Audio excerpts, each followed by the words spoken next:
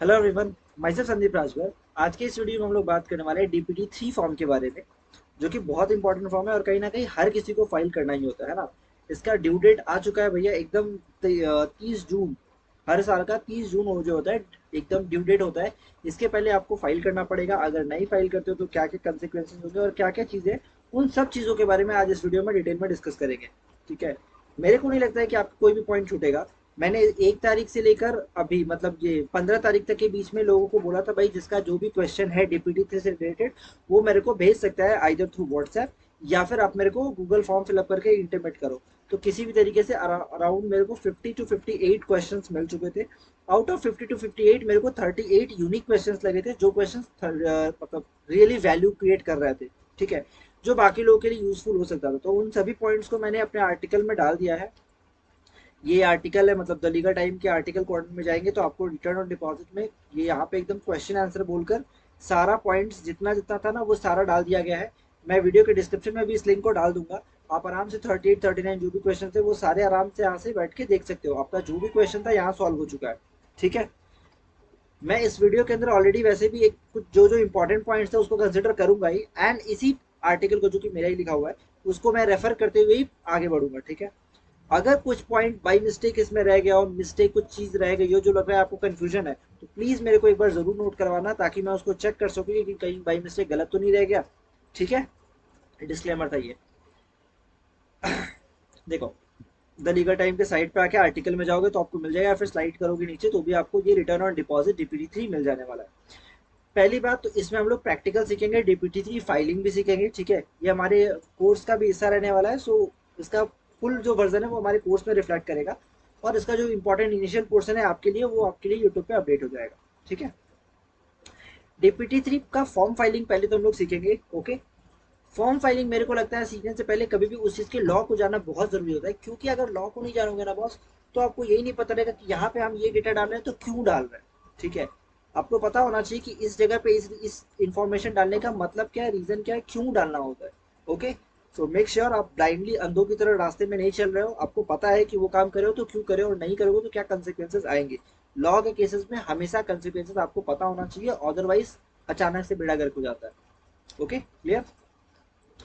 देखो, तो डिपॉजिट क्या होता है sir, section 2 subsection 31 of the companies act के अंदर साफ साफ बोला गया है कि भैया अगर कोई पैसा कंपनी लेती है, कोई भी पैसा लेती है, अगर वो कहीं और नहीं बोला गया है तो वो डिपॉजिट माना जाएगा। मेरे को इतना ही समझ में आता है, एकदम साफ सिंपल लैंग्वेज में।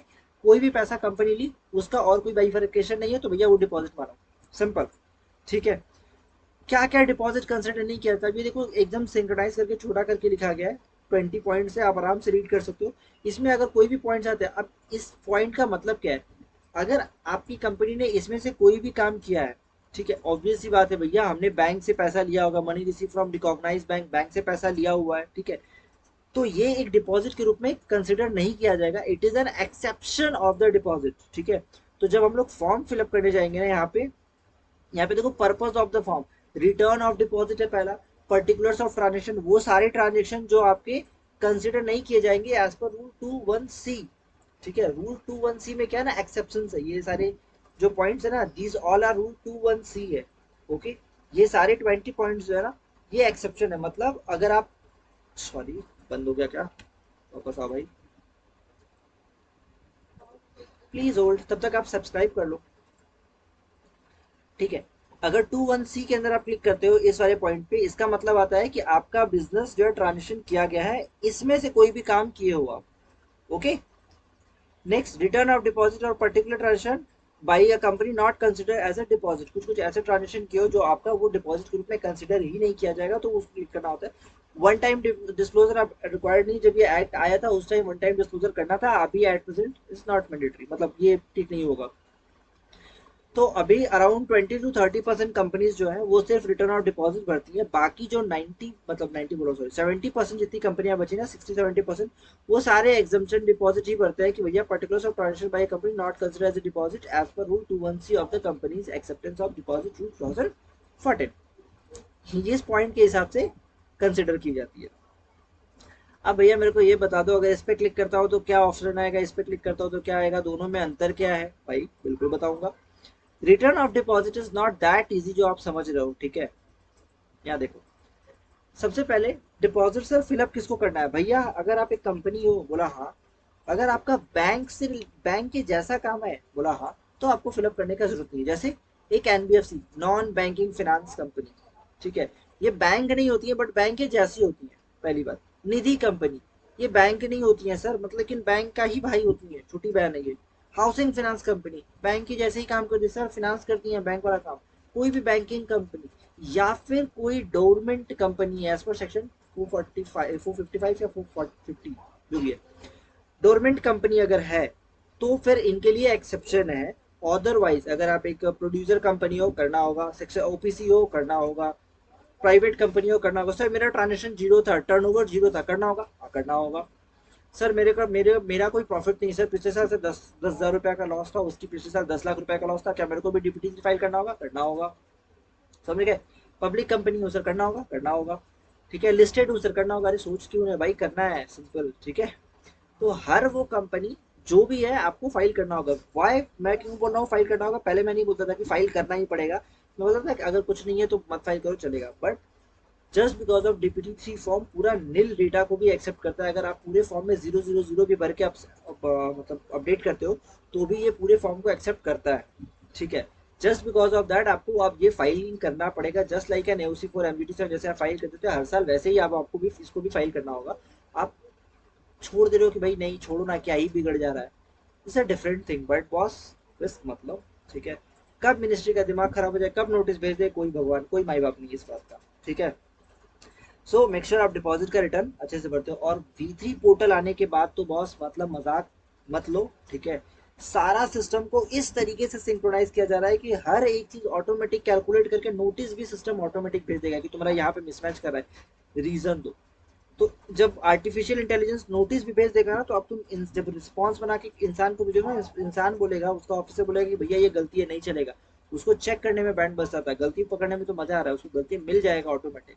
ठीक है, सो मेक श्योर कि आप ऐसा कर्म कांड ना करें, आप सही सही फाइलिंग करें। और आप फाइलिंग, आज से 5 साल पहले आप कुछ भी फाइल कर देते थे, कुछ नहीं होता था, मतलब चलो ठीक है भगवान मालिक है, सब हो जाता था। अब के टाइम में वीजी पोर्टल आने के बाद तो भैया मैं बोलूंगा कि आपका अगर 2000 ज्यादा लग रहा है, 2000 ज्यादा तो, लेकिन सही काम रखो। ठीक है, उस 2000 बचाने के चक्कर में आगे जाके आपको 50,000 का फाइन लग जाएगा। ठीक है, तो उटपटांग काम एकदम नहीं। जो करना है कंप्लायंस को एकदम स्ट्रिक्ट रखिए, स्ट्रॉन्ग रखिए, अदरवाइज आपका पूरा कमाया हुआ पैसा जीरो बन जाएगा मस्त से। ठीक है,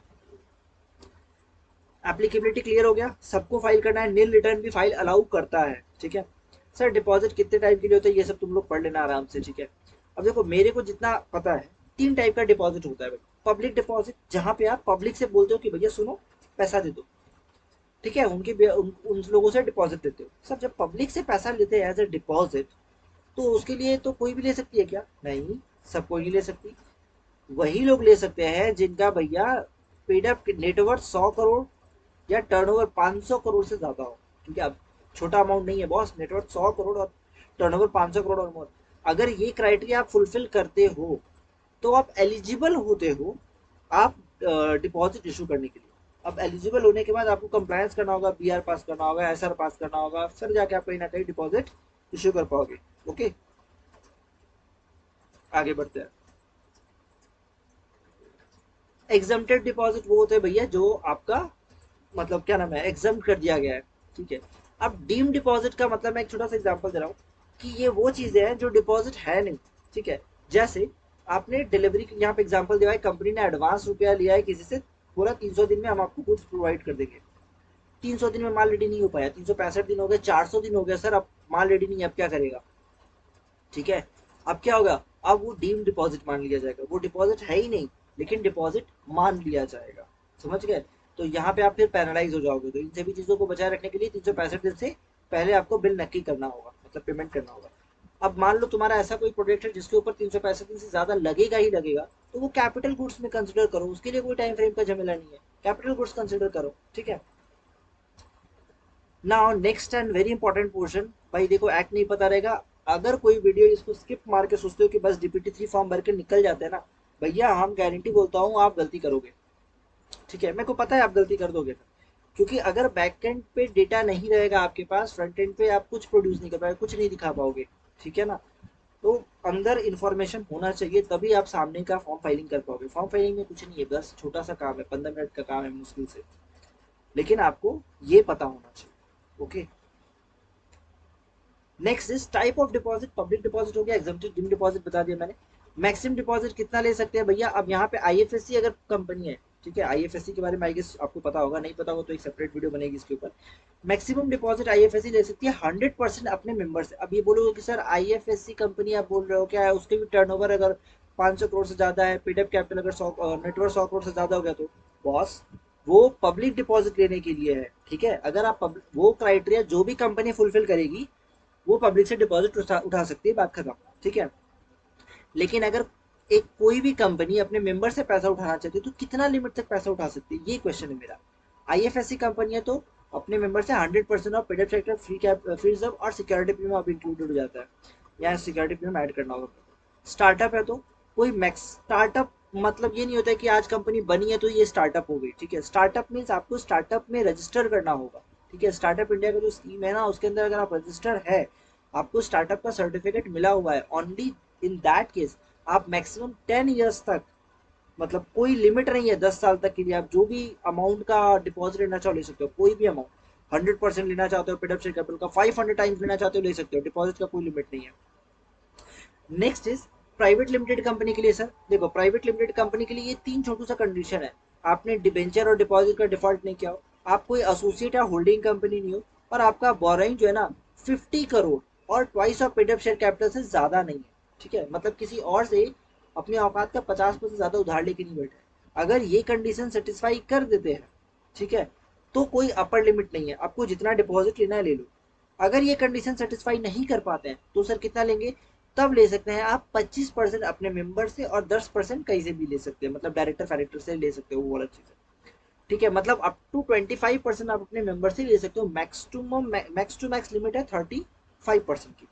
clear? Cool. Next is government company होगी तो obviously maximum 35% of paid capital reserve and security premium बस। ठीक है, अब अगर पब्लिक डिपॉजिट है तो ये मैंने बता ही दिया। पब्लिक डिपॉजिट का जो कंडीशंस होते हैं, कैसे एलिजिबल होंगे, क्या कंडीशन होंगे, वो सारा कुछ अब एक अलग आर्टिकल में पढ़ेंगे, एकदम सेपरेट। ठीक है, इट्स नॉट पॉसिबल कि मैं ये बताऊं, क्योंकि मेरे को फॉर्म फाइलिंग और बहुत कुछ बताना है अभी आपको। आप बोलेंगे फ्री रिजर्व और सिक्योरिटी प्रीमियम सर कब का लेंगे? लास्ट ऑडिटेड बैलेंस शीट का आपको free reserve plus security premium लेना है। क्लियर? और PDF share capital sir current data जो एमसीए में मास्टर डेटा में अवेलेबल है ना, वो आपको डेटा लेना है। ऊपर का लिमिट कैलकुलेट करने के लिए जो बोला ना, twice of PDF share capital plus free reserve, तो वो कौन सा ईयर का पीडीएफ शेयर कैपिटल? आज से 10 साल पुराना, 10 साल बाद वाला, कौन से ईयर का भैया? तो वो लास्ट ऑडिटेड फाइनेंशियल स्टेटमेंट। ठीक है, ये एक छोटा सा एग्जांपल दिया हुआ है कि लोन और डिपॉजिट में क्या अंदर है, कि भैया हर लोन कहीं ना कहीं डिपॉजिट नहीं होता है। ठीक है, लेकिन हर डिपॉजिट एक लोन होता ही है। ठीक है, क्योंकि लोन के अंदर क्या है ना, कॉन्सेप्ट रहेगा इंटरेस्ट वाला। लोन लोन कभी भी लोगे इंटरेस्ट हमेशा रहेगा। ठीक है, लेकिन डिपॉजिट में जरूरी नहीं है इंटरेस्ट रहे, क्योंकि एग्जाम्प्टेड डिपॉजिट भी होती है भाई। ठीक है,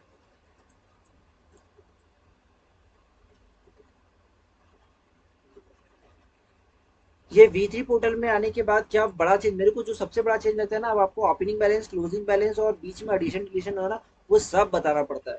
तो ये एक थोड़ा छोटा सा जो बड़ा चीज है ना, वो ऐड हो गया है। ठीक है, कौन से यूजर आईडी से आप फाइल कर सकते हो DPT3?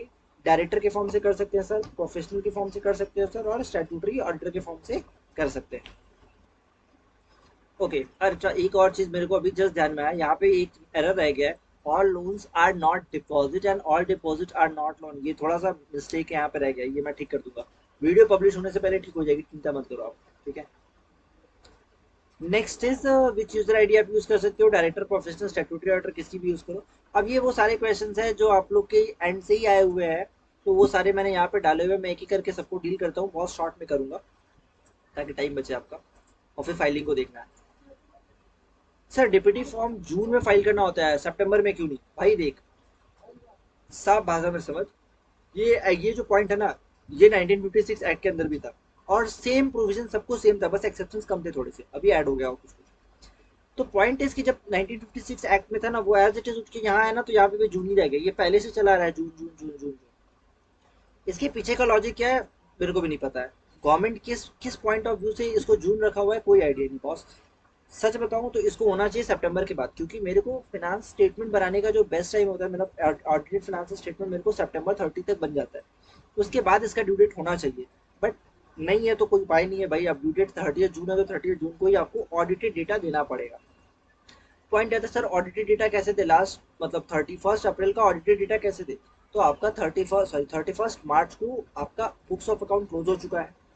आप अपने अकाउंटेंट से बोल सकते हो कि भैया मेरे को डेटा दो, क्या डिपॉजिट है क्या नहीं है, ठीक है, इंटर कॉर्पोरेट लोन क्या, डायरेक्टर्स लोन क्या है, सब कुछ का आप डेटा दो। वो डेटा लो आराम से, ऑडिटर को बोलो भाई देख मेरे को ये डेटा मिला हुआ है, तू वेरीफाई कर, मेरे को डीपीटी फॉर्म भरने का है। ऑडिटर वेरीफाई करेगा, जो करेगा करेगा, और उसके बाद आप डीपीटी फॉर्म भर दिए। सपोज करो आपका जो डीपीटी फॉर्म में इंफॉर्मेशन भरे हो, ठीक है, ऑडिटर बोला बाद में नहीं मेरे को चेंज करना होगा, 100 रुपया दिखाए थे, बोला बाद में 150 करना होगा। अगर मान लो फ्यूचर में नोटिस आ जाता है कि 100 की जगह 150 हो गया, तो उस टाइम में आप यही ग्राउंड पे बोलोगे कि भाई देखो मैंने ईमानदारी से भरा था, लेकिन बाद में मेरा जो ऑडिटर था ना उसने चेंज कर दिया, क्योंकि मेरे को बैलेंस शीट बनाने का टाइम जो ड्यू डेट है वो 30 सितंबर से पहले तक का था।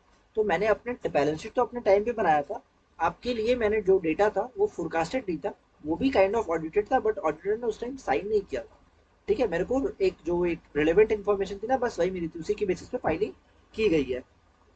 ठीक है, तो आपके पास एक ग्राउंड रहेगा आपको बचने के लिए। ओके, यहाँ पे ये पॉइंट है, my finances not audited or not audited, how to provide audited information, कैसे ऑडिटेड इन्फॉर्मेशन देंगे।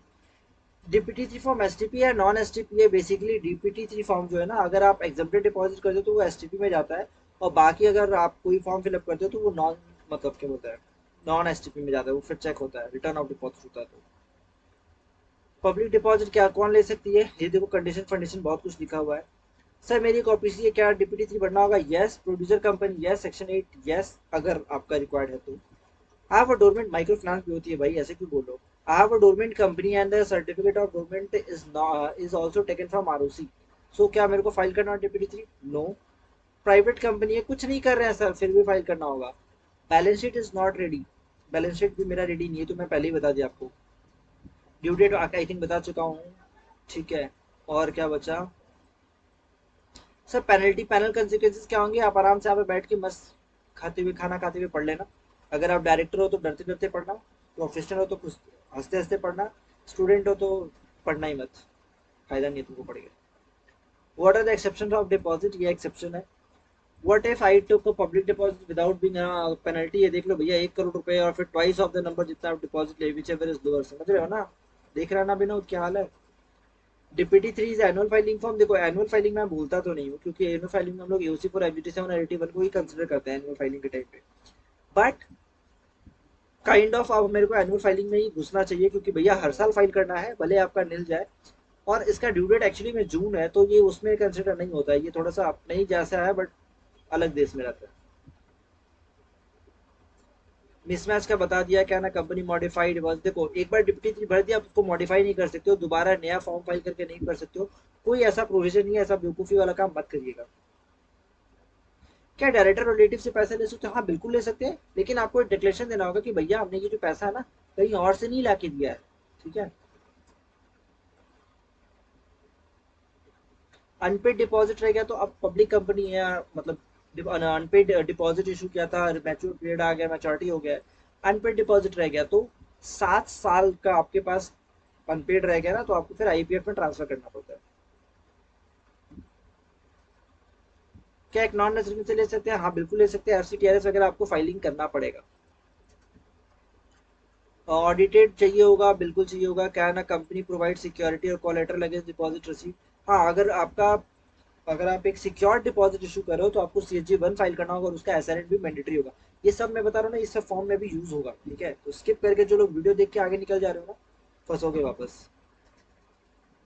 Are there any restriction on utilization of deposit, नहीं ऐसा कोई रिस्ट्रिक्शन नहीं है, आपको जो पैसा मिल गया आप जैसे चाहो यूज कर सकते हो, ठीक है।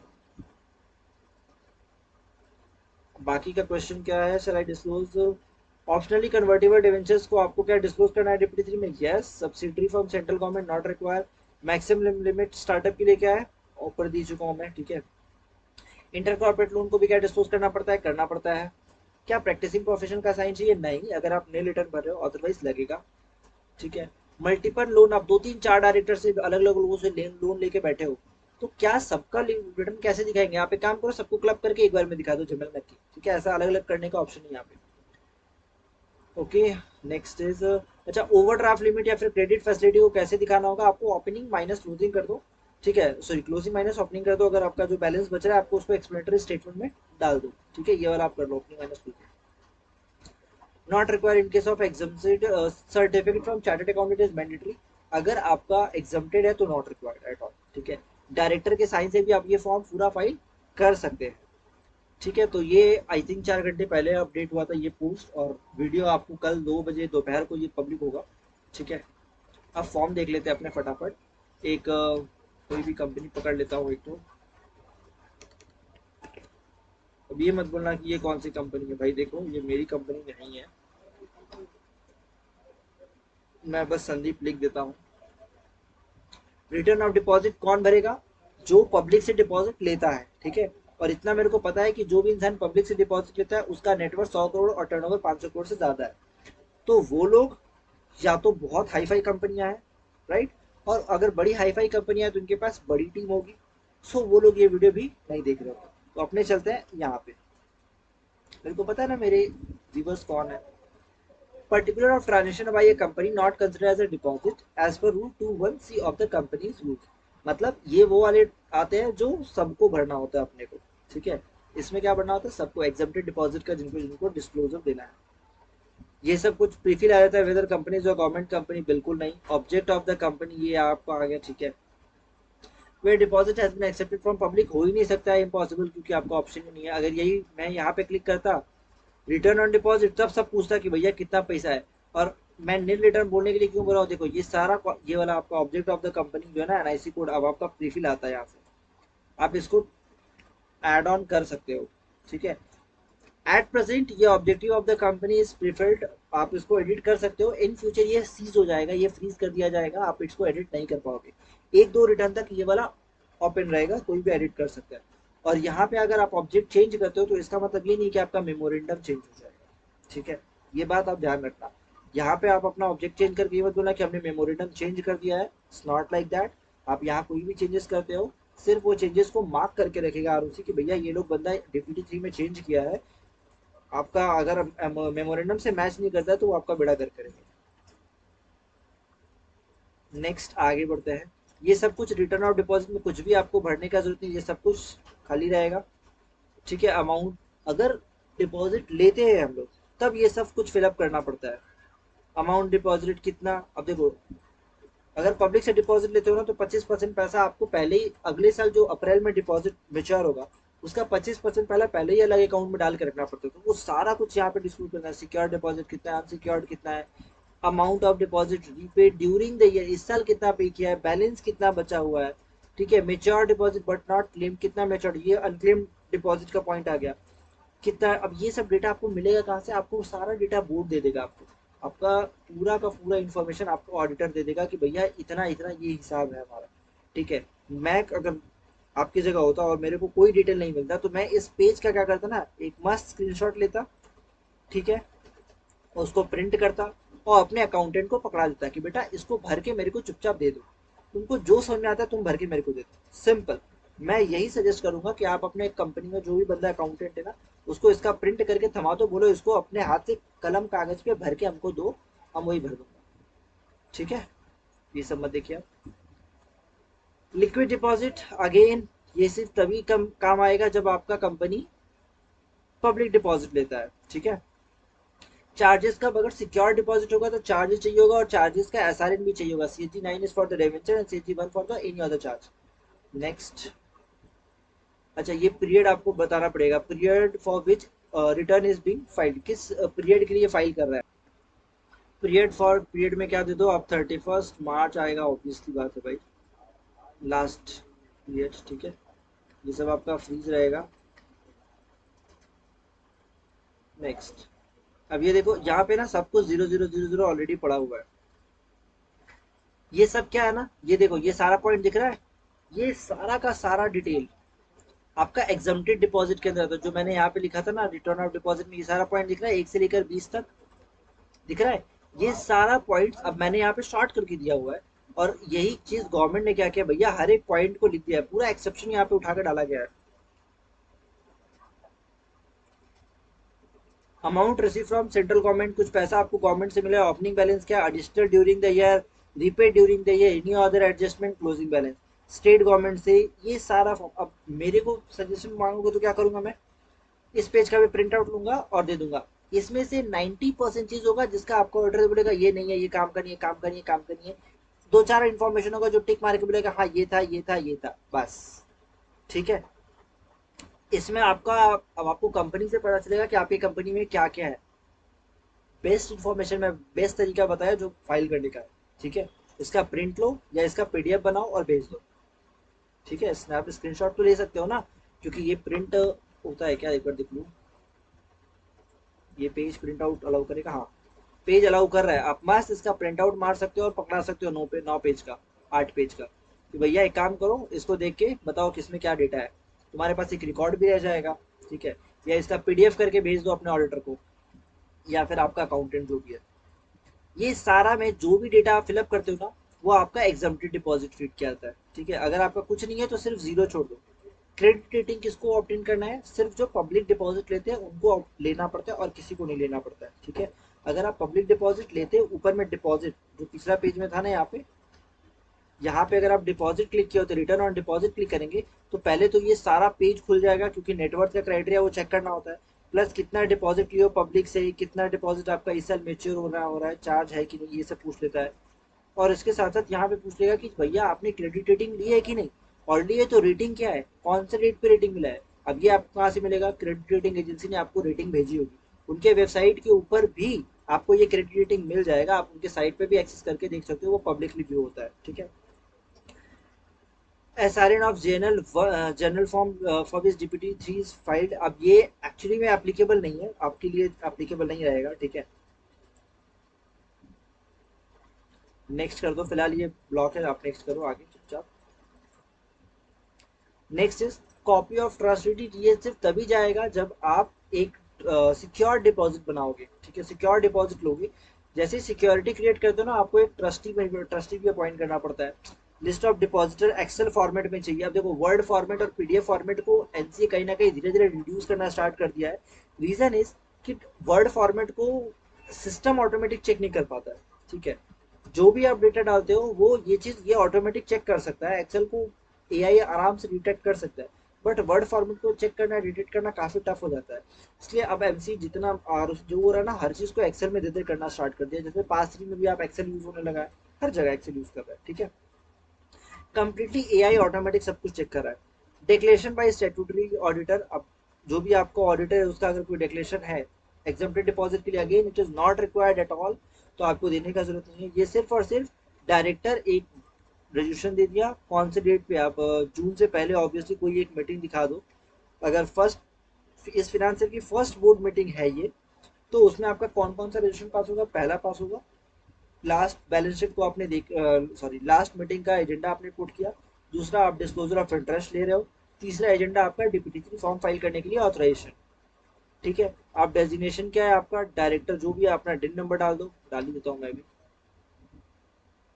अ, इसको कॉपी कर लो, पहले देख ले कौन डायरेक्टर है, कहीं कंपनी स्ट्राइक अप ना रहे। वाह, वेरी गुड। वैसे मेरे को पता था वो ऐसा कुछ होने वाला है, मेरे को ऐसा इंस्टिंक्ट आ जाता है। एमसीए के साथ मेरा बहुत अच्छा बनता है, मतलब मेरे को पहले ही पता रहता है कि कुछ ना कुछ गड़बड़ होगा।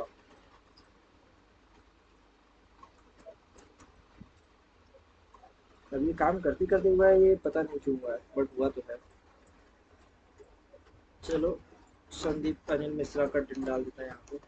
सॉरी संदीप जी, आपका डिन इस्तेमाल कर रहा हूँ, माफी। नेक्स्ट।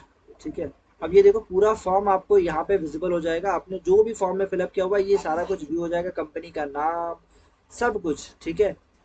आप आराम से चेक कर लो आपने जो दिया है वो सही है। मेक श्योर अगर एक बार गलती डाल दिया, वो फिर आप चेंज नहीं कर पाओगे एट ऑल। कोई माई कलर आप उसको आपको ये चीज चेंज करने का परमिशन नहीं देगा, अनटिल अनलेस एक ऑप्शन रहता है हमेशा, कि आपका जो रिटर्न है उसमें कोई क्लरिकल मिस्टेक है, तो आरओसी को आपको एप्लीकेशन करना पड़ेगा कि मेरे इस इंफॉर्मेशन को, इस रिटर्न को आप डिफेक्टिव मार्क कर दो। अगर वो कंसिडर करते हैं, जिसमें आपको एफिडेविट एफिडेविट बहुत कुछ जानता है, अगर वो एक्सेप्ट करते हैं तो ही आप फ्रेश फाइल कर पाओगे, विद एडिशनल फी वगैरह सब लगेगा ही। अब इसको मैं जब सबमिट पे क्लिक करता हूँ तो फिर ये हो जाएगा सबमिट। इसका सबमिट हो गया। अब भैया मैं फॉर्म पहले डिलीट कर देता हूँ बेचारे का, क्योंकि यस, क्योंकि पता है ना क्या दिक्कत हो जाएगा, उसके यहाँ पे दिखाएगा, वो बंदा जब फिलअप करने जाएगा तो बोलेगा कि भैया आपका फॉर्म तो ऑलरेडी फाइल्ड है किसी और एसआरएन के बंदे में, वो बेचारा पागल हो जाएगा, कहाँ फाइल है भाई। ठीक है ना, ये एक अजीब सा चीज है। सो मैंने इसलिए डिलीट कर दिया, कैंसिल कर दिया। और एक फाइलिंग देखते हैं।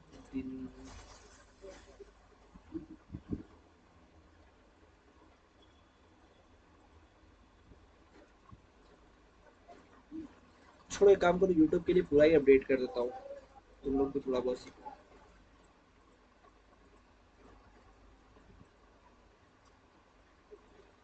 चलो same again, same same number मैं सेम डालने वाला हूँ। बस इस बार एक चीज और चेंज करूंगा। ये नहीं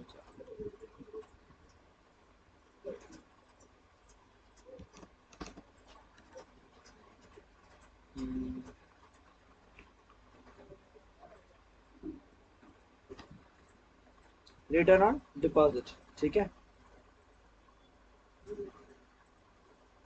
अब यहाँ पे क्या है, प्राइवेट कंपनी ये डिपॉजिट लीजिए। अब देखो यहाँ पे मेरे को सबसे पहली बात तो ये, अगर रिटर्न ऑन डिपॉजिट करता हूँ मैं ना, तो मेरे को ये सारा ऑप्शन खुल जाता है। पेड अप शेयर कैपिटल कितना है, फ्री रिजर्व कितना है, सिक्योरिटी प्रीमियम क्या है, एक्यूमुलेटेड लॉस कितना है, ये सारा पॉइंट मेरे को कहाँ मिलेगा। लिस्टेड कंपनी अगर मैं हूँ तो मेरा, और ऑब्वियस सी बात है, अब तक मेरा बैलेंस शीट लगभग रेडी हो चुका होता है, ठीक है। अगर मैं लिस्टेड नहीं हूँ, पब्लिकली मैंने डिपॉजिट लिया, तो भी मेरे को ये सारे डिटेल्स जो है ना अपडेट करने होंगे, ऑडिटर से लेने पड़ेंगे। नहीं लेते हो अगर आप, तो आप ये फॉर्म फिलअप नहीं कर पाओगे, फिर आपका फाइन वाइन सब कुछ लगेगा बेकार का, ठीक है। और एक चीज, इस फॉर्म को मैं फिलअप करूंगा तो भी लास्ट में एरर आएगा ही, बिकॉज ये बेचारी, इसका नेटवर्क 100 करोड़ या 500 करोड़ पार है ही नहीं कि मैं पब्लिक डिपॉजिट ले सकूं, पहली बात, ठीक है। तो ये बात का आपको ध्यान रखना है। फर्स्ट पेज में आपको कुछ भी फिलअप नहीं करना है, सिर्फ सिन डालना है। इस पे क्लिक करके आपको एकदम मस्त आगे बढ़ जाना है, डेट डाल के। आ गया डेट, डेट डेट, मार्च। फर्स्ट पेज में आपको कुछ भी फिल नहीं करना होता है। नेक्स्ट पेज में जो भी आपको फिल करना है, ये दोनों होगा सर, जो भी है नेक्स्ट पेज में ही काम है, यहाँ पे ही आपको, ठीक है। मेक श्योर आप ये वाला सही काम करते हो। इसमें अगर आप डायरेक्टर वायरेक्टर से कोई भी लोन ले रहे हो, तो उसको स्टार्टिंग में कितना था, बीच में क्या हुआ है, लास्ट में क्या हुआ है, वो आपको पूरा देना होगा। अलग अलग डायरेक्टर से ढेर सारा पैसा लिए हो, सारा पैसा जोड़ दो, कितना पे किए हो या कितना नया लिए हो, और अभी कितना बचा हुआ है, खत्म बात, ठीक है। कुछ नहीं है तो सब जीरो जाएगा। Is it cool, everything looks okay, I think so. मेरे हिसाब से सब कुछ ठीक हो गया। सो अभी वीडियो को यहाँ पॉज कर सकते हैं, बट मैं इससे पहले आपको एक चीज बताता हूँ। आप लॉ कम्युनिटी में आप हमारे आराम से आ सकते हो यहाँ पे, ठीक है। thelegaltype.com, जिसका आपको वेबसाइट के नीचे भी मिल जाएगा। और यहाँ आपके आपको सारा का सारा चीज मिल जाएगा। यहाँ पे देखो 39 की 39 क्वेश्चन मैंने यहाँ पे पेस्ट कर दिए हैं कॉपी करके। आप इसके नीचे और भी क्वेश्चन है तो आप इसके नीचे कमेंट का सेक्शन आएगा, जस्ट लाइक फेसबुक। यहाँ नीचे जाओ, यहाँ देखो कमेंट का सेक्शन आ रहा है। आपका जो नया क्वेश्चन आ रहा है इसके नीचे आप कमेंट कर दो। उसका आपको डेफिनेटली फ्री ऑफ कॉस्ट, कोई चार्ज नहीं लगता है भैया ये सब चीज़ बताने का, अगर आप प्रोफेशनल हो तो, ठीक है। वो मैं आपको बता दूंगा। यहाँ पे और भी बहुत सारे लोग हैं, प्रोफेशनल्स हैं। आप खुद भी इस ग्रुप का मेंबर बन सकते हो, ठीक है। आपको बस ज्वाइन बटन पे क्लिक कर देना है, आप मेंबर बन जाओगे। आप पोस्ट कर सकते हो, क्वेश्चन पूछ सकते हो, ठीक है। नेटवर्किंग कर सकते हो, जो चाहो कर सकते हो। यहाँ सब कुछ ऑप्शन अवेलेबल है, ठीक है। इसके अलावा अगर आपके लिए बेस्ट ऑप्शन मैं एक चीज दिखाता हूँ, सेक्रेटल जोन में जाके आप बोर्ड रेजोल्यूशन का जो फॉर्मेट है, ड्राफ्ट है, नोटिस का जो ड्राफ्ट है, रजिस्ट्रेशन ऑफ डाटा, ये सब ड्राफ्ट आप फ्रीली मतलब ऑटोमेटिक जनरेट कर सकते हो। इसके अलावा अगर आप हमारा कोर्स परचेस करना चाहो तो भैया वो तो ऑप्शन है ही यहाँ पे, जिसमें आप ये वाला कोर्स आप चाहो तो फ्री ऑफ कॉस्ट कर सकते हो, ठीक है। इसके अलावा बाकी आरओसी वगैरह कंप्लाइंसेस वगैरह धीरे धीरे कोर्स अपडेट होते जा रहा है, और फिर वो आपको और सब चीज़ मिल जाएगी। प्रोफेशनल अगर आप हो, एक कोई भी प्रोफेशनल हो या फिर प्रोफेशनल लाइन में स्टूडेंट हो, C S C S C M A करो या लॉ कर रहे हो, तो ये वाला फॉर्म जरूर फिलअप करो। आप हमारे साथ एसोसिएट हो जाओगे, मेरे को पता चल जाएगा कि कोई इंसान है जो यहाँ से है, जो हमारे साथ एसोसिएटेड है। अगर मेरे को कभी कोई काम पड़ता है, कोई जरूरत पड़ता है, कुछ भी इन्फॉर्मेशन चाहिए, I definitely contact you. So make sure आप ये वाला फॉर्म जरूर फिलअप कर रहे हो, ठीक है। आई थिंक मेरे को जितना कुछ बताना था डीपीटी 3 के बारे में वो सब मैंने बता दिया है, और आर्टिकल्स वगैरह भी मैंने आपको दिखा दिया है ताकि आपको कोई भी डाउट रहना चाहे, फिर भी कोई डाउट रह जाता तो आप फिर आप फॉर्म फिलअप करो बॉस, अवेलेबल होगा, ठीक है। मिलते हैं नेक्स्ट वीडियो में। जय हिंद।